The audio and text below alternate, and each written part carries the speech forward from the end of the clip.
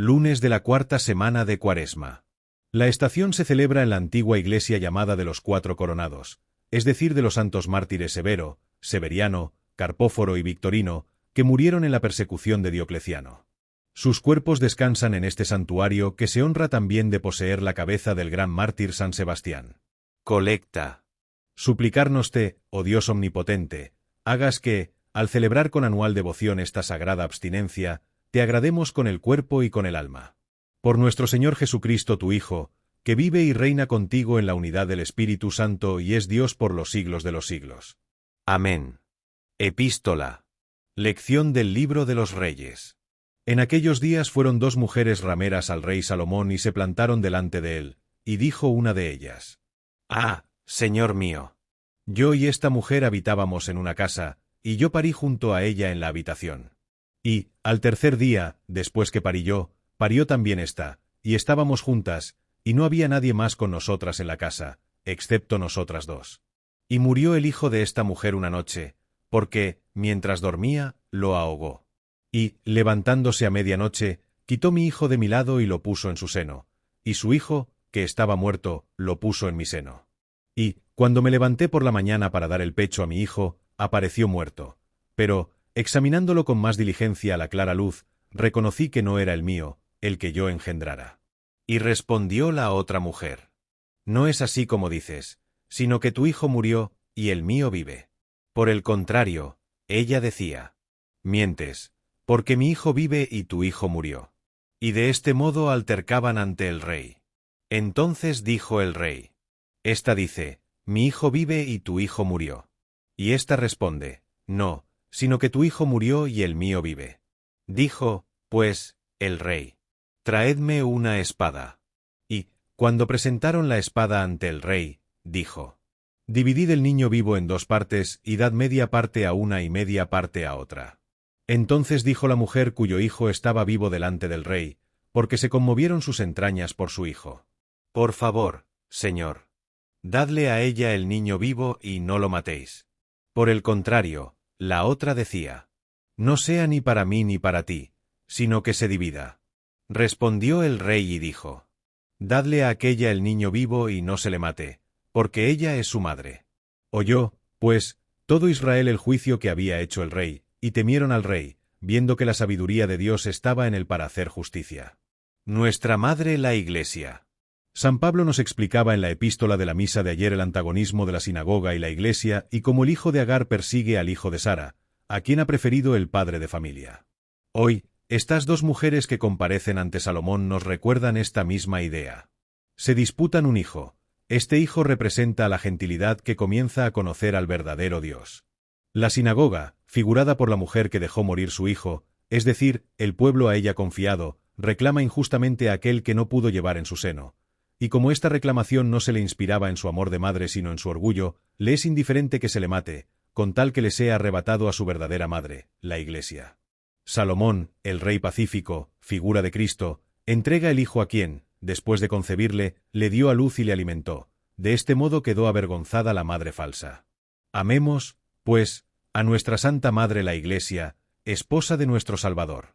Mediante el bautismo nos ha hecho hijos de Dios, nos ha alimentado con el pan de vida, nos ha infundido el Espíritu Santo y, finalmente, cuando hemos tenido la desgracia de recaer en pecado, nos ha devuelto la vida mediante el poder divino de las llaves.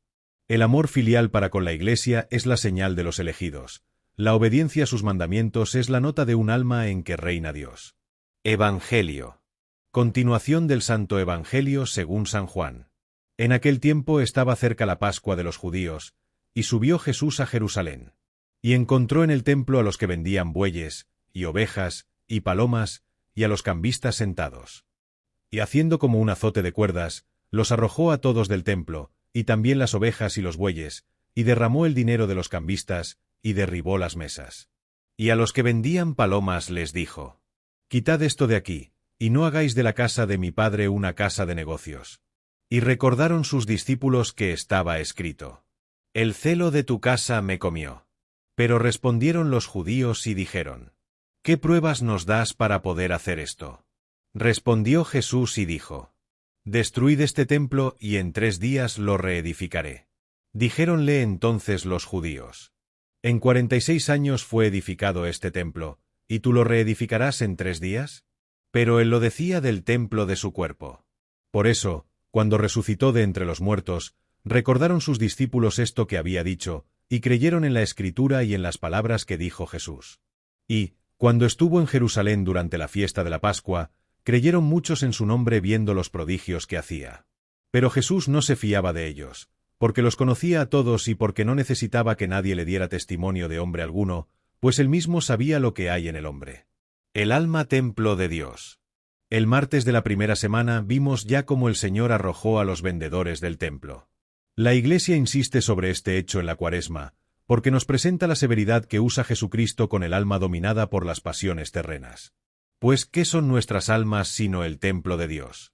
Las ha creado y santificado para que sean su morada y, por tanto, quiere que todo sea digno de este sublime destino que se les ha dado. En estos días en que examinamos nuestras almas, ¿cuántos vendedores profanos vemos que habitan en la casa del Señor? Expulsémosles cuanto antes.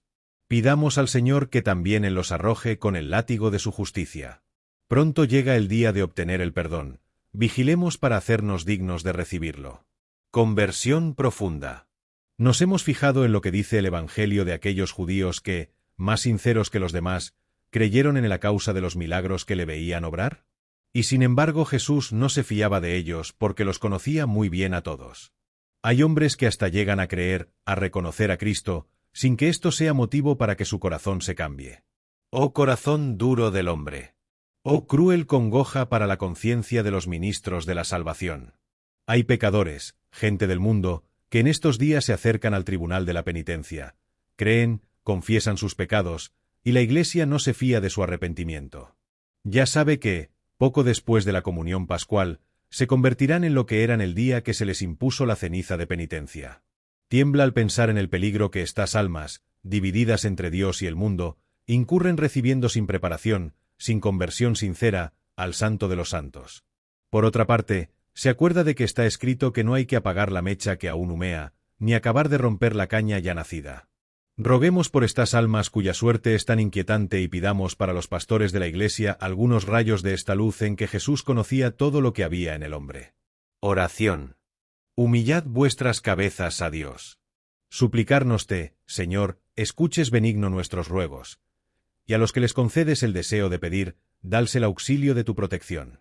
Por nuestro Señor Jesucristo tu Hijo, que vive y reina contigo en la unidad del Espíritu Santo y es Dios por los siglos de los siglos. Amén.